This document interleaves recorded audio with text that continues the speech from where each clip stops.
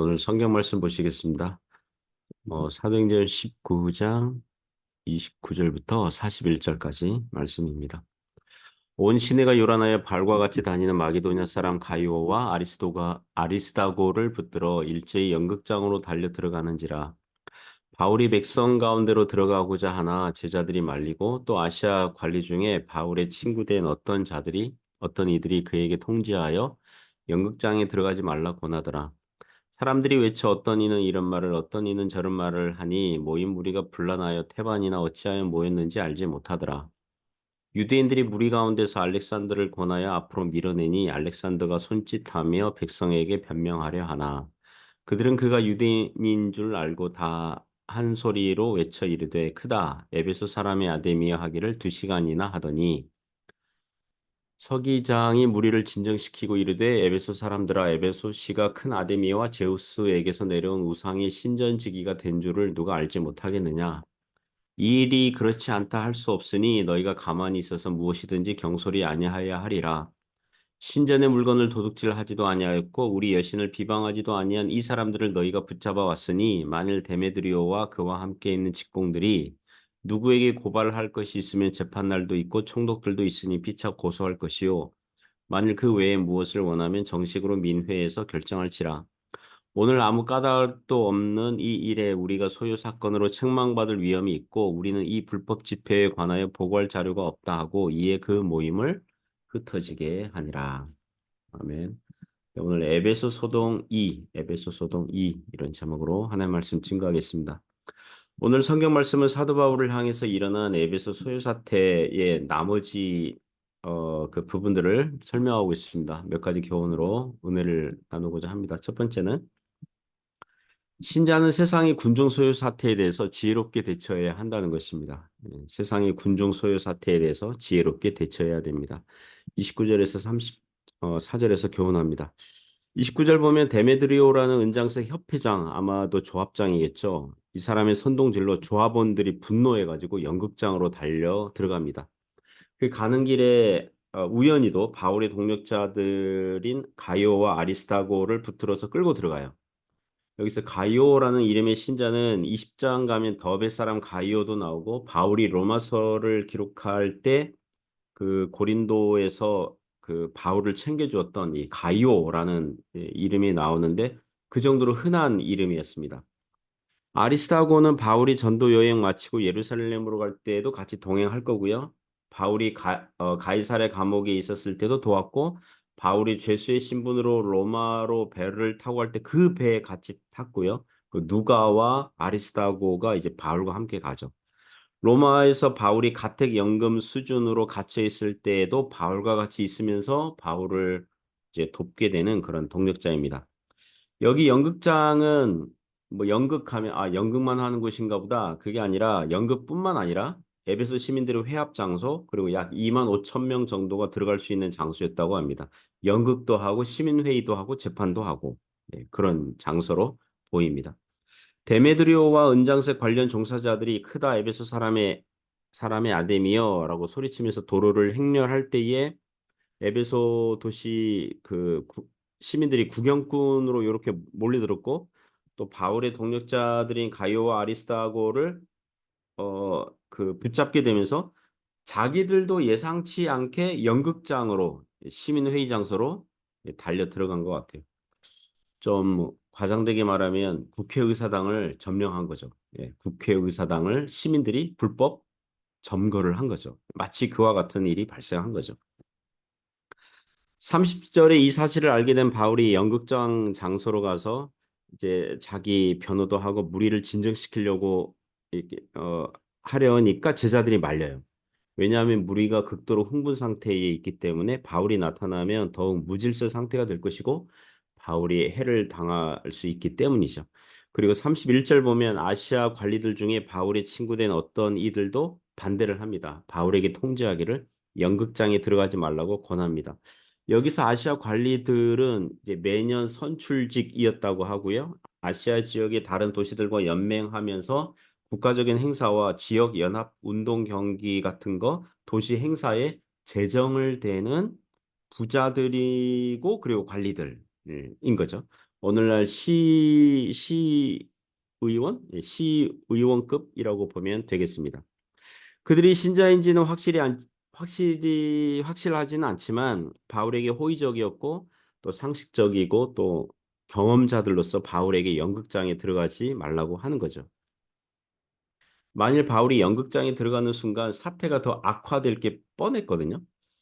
저는 여기서 바울이 믿음도 좋지만 또 상식적이고 합리적인 사람이었다는 걸 알 수가 있어요. 신자들이 가끔 믿음으로 다 돼. 막 이런 태도를 가질 수 있거든요. 믿음이면 다 돼. 믿음으로 다 할 수 있어. 순교도 각오되어 있기 때문에 무대뽀로 막무가내로 연극장에 막 들어가고 그런 태도 아니라는 거죠. 만류하는 제자들과 노련한 아시아 관리들의 말을 바울은 들었다는 것입니다. 코로나 기간에 정부에서 모이지 말라는 행정 공고가 있었는데 교- 어, 뭐 한국도 그렇고 여기 뭐 하여튼간 교회는 모이기 힘써야 한다고 하면서 방역 수칙을 지키지 않고 은밀하게 모인 교회들과 목사님들을 압니다. 그러면서 그들은 믿음으로 행하였다고 주장하고 그렇게 모여도 코로나에 자기들은 걸리지 않았다 그러면서 정부 명령 어긴 것을 믿음의 행동처럼 무용담처럼 말하는 것을 들은 적이 있었습니다.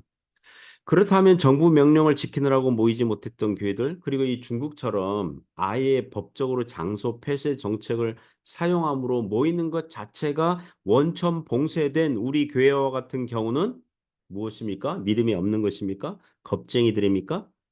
그러니까 무대뽀나 막무가내 이게 반드시 믿음은 아니라는 것입니다. 그럴 때는 지혜와 상식이 필요한 것입니다. 아마도 바울은 자기 그 대신에 붙잡힌 가이오와 아리스다고가 걱정되어서 구출하려 할 요량으로 그랬겠지만 만일 바울이 그 연극장에 들어가는 순간 그 마치 가연성 가스가 충만한 장소에 성냥불을 켜면 폭발하는 그런 결과가 생겼을 것입니다. 중국 그 CCTV 그런 그 내용 그 뭐죠? 화면 이거 본 적이 있는데요. 어린이들이나 또 어떤 사람들이 그 폭죽을 터뜨리잖아요. 폭죽을 땅 위에 하면 되는데 맨홀 뚜껑 밑에 폭죽을 집어 넣는 애들이 있더라고요. 그게 어떻게 되나? 근데 그 맨홀 밑에는 이 가연성 가스가 있어가지고 폭죽이 터질 때에 가스와 만나서 폭발을 한다는 거예요. 그래서 맨홀 뚜껑 날아가고 주차된 자동차가 막 들썩이고 막 땅이 막 갈라지고 이런 작은 폭발들이 일어나는 걸 봤습니다. 그러니까 이 군중 집회는 이 폭발성을 가지고 있었다는 거죠. 32절은 사도행전을 기록한 누가의 유머가 들어가 있습니다. 사람들이 외쳐 어떤 이는 이런 말을 어떤 이는 저런 말을 하니 모인 무리가 분란하여 태반이나 어찌하여 모였는지 알지 못하더라. 자기들도 몰라요, 지금. 왜 모였는지. 크도다 에베소 사람의 뭐 아데미 여신이요. 우상 숭배자들이니까 아데미 여신을 막 높이긴 하는데 왜 모였는지 그 목적도 의미도 없는 그런 모임. 그러므로 사랑하는 성도 여러분, 이런 모임, 이 군중 이런 소요 사태 이런 거 걱정하거나 염려할 필요가 없는 소란인 거죠. 잠시 시간을 주고 기다리면 잠잠해질 군중 모임이라는 것입니다. 33절, 34절 보면 약간의 조급함을 느낀 유대인 공동체에서 우리는 바울과 다르다. 유대인들을 타깃 삼으면 안 된다. 이렇게 주장하려고 알렉산더라는 유대인을 앞으로 밀어내어서 군중들에게 변명하려고 시도합니다. 우리는 지금 당신들이 분노하고 있는 바울과 다른 그런 그 그룹입니다. 뭐 이렇게 변명을 시도하려고 해요. 그러자 백성들이 알렉산더가 유대인이라는 걸 알아보고 유대인이다 이러면서 바울도 유대인이잖아요. 그래서 아예 그의 말을 들으려고 하지 않고 크다 에베소 사람의 아데미어라고 소리치기를 2시간이나 이제 연장이 됩니다. 그러니까 바울이 연극장에 들어가지 않기를 잘한 거죠. 유대인들은 자기들 입장을 변호하려고 알렉산드라는 유대인을 대표로 내세웠다가 도리어 무리들을 자극해가지고 더 소란케 된 것입니다. 여기 등장하는 알렉산더는 디모데전서와 디모데후서에 나오는 바울을 많이 괴롭힌 구리장색 알렉산더일 가능성은 있지만 성경이 그 특정하진 않아요. 만일 그 알렉산더가 맞다면 그는 유대인으로서 처음에는 기독교에 호의적이었다가 나중에 배교해가지고 바울을 지독히도 괴롭히는 자가 될 것입니다. 이 모임 군중 소유 사태는 우리에게 교훈을 줍니다. 신자들은 이 세상의 군중 모임 대부분이 목적도 없고 의미도 없고 더구나 분노에 의해서 쉽게 움직이는 그런 모임과 집회라면 거기 속하지 말아야 되겠고요. 그리고 그런 소요 사태의 맞대응을 자제하고 잠잠하게 하나님의 일하심을 바라봐야 하겠습니다. 두 번째는 지혜로운 행정관을 잘 뽑아야 한다는 것입니다. 35절부터 41절에서 교훈합니다. 35절 보시면 2시간 동안 무리들이 소리 지르고 난 다음에 서기장이 등장해요. 이 서기장은 오늘날 시장급이라고 보면 되겠습니다. 당시 그 공무원 질서 체계 그런 조직도에 대한 기록들을 보니까 소아시아 혹은 에베소 도시를 주관하는 로마에서 파견한 총독이 넘버원이에요. 그러니까 로마 총독이 넘버원이고 그 총독 밑에서 각 도시 행정을 맡아서 주관하는 이 시장급의 그 서기장이 있었던 것입니다. 아마도 이 서기장은 왜 이 무리들이 모였는지 정보를 얻었겠죠. 그죠? 이 서기장은 지혜로운 게요. 아무것도 모른 채 흥분한 군중들 앞에 일단 가서 왜 당신들은 이렇게 흥분하고 있습니까? 이렇게 물어보지 않고요. 이 군중들이 왜 모였는지, 왜 이런 소요 사태가 발생했는지, 그 주동자는 누구인지 어느 정도 안 다음에 왜냐하면 2시간 동안 막 소리 질렀기 때문에 그 시간 동안 가서 무리를 진정시키면서 말을 하는 것입니다. 35절 보면 은장 세트를 달래주죠. 에베소 사람들아 에베소시가 큰 아데미와 제우스에게서 내려온 우상의 신전지기. 이 신전지기는 문자적인 뜻은 성전의 신전의 청소부들이란 뜻이라고 합니다. 우상이 신전지기 된 것을 다 안다는 거죠. 그리고 36절 이하에서 그러나 너희들이 모여서 그것도 허락 없이 이 연극장을 무단 점거하고 소란을 피우는 행위. 마치 국회의사당을 이 무단 점거하는 이 행위. 이거 매우 심각한 문제를 야기한다는 거죠. 37절의 서기장은 매우 합리적이고 차분하게 말을 합니다. 가이오와 아리스타고를 범죄자 취급하면서 데려왔는데 그 가이오와 아리스타고는 신전 물건을 도둑질한 일도 없고 아데미 여신을 공개 비방한 일도 없는데도 붙잡아 왔으니 그 무죄한 자들을 붙잡아 왔다는 거죠. 그리고 38절, 39절 보면 만일 데메드리오와 그와 함께 있는 직공들이 누구에게 법적인 고발을 하려면 재판날도 있고 그러니까 이 서기장은 주모자들이 누구인지 아는 거예요. 데메드리오와 그 직공들이라는 걸 알고 있는 거죠. 이 당시 재판은 한 달에 3번 열렸다고 합니다. 그리고 총독들도 있고 그러니까 순회 재판이 열렸겠죠. 그런 날들이 있으니까 고발할 일이 있으면 그때 와서 하면 된다는 거죠.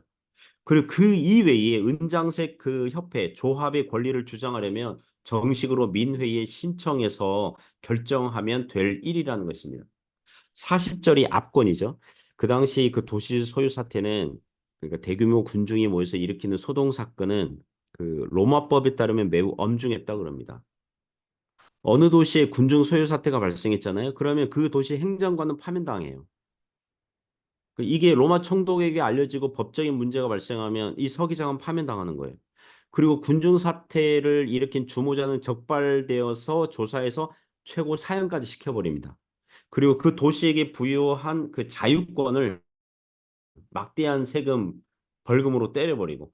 그러니까 40절에서 오늘 아무 까닭도 없는 이 일에 우리가 소유 사건으로 책망받을 위험이 있다. 이게 서기장을 로마 총독에게 불리어 갈 수 있는 거죠. 왜 에베소 도시에 군중소유 사태가 일어났습니까? 혹시 로마에 대해서 반란을 꾀한 모임입니까? 뭐 이런 질문 받고 책망을 받겠죠. 그러면 변호해야 될 거 아니에요, 이 서기장은?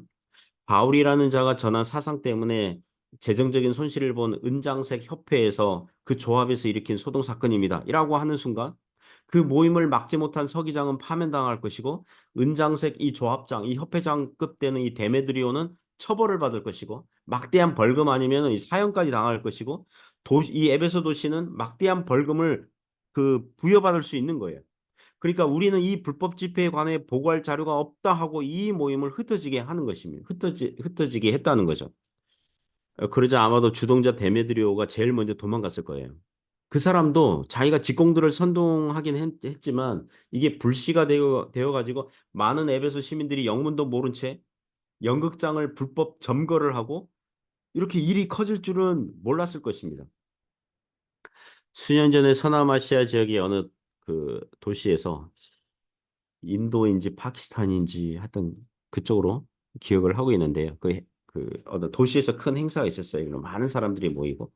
그런데 그 당시 그 자살폭탄 테러가 심심찮게 여러 나라에서 일어나고 있었거든요. 군중들 사이에서 갑자기 누가 유언비어가 퍼진 거예요. 어디서 어떤 뭐 큰 소리로 펑 하는 하여튼 그런 뭐 소리를 누가 들었나 봐요. 그래서 이거 자살폭탄 테러 아닌가? 뭐 이러한 이 말이 흘러나왔고 이제 그런 유언비어가 퍼졌고 삽시간에 군중들이 겁에 질려 가지고 도망가기 시작했고 그리고 좁은 도로가 있잖아요. 많은 사람들이 도망가다가 이게 좁은 도로에서 만나서 거기서 이제 병목 현상 때문에 많은 사람 수십 명 수백 명이 압사당하는 사고가 발생한 것입니다.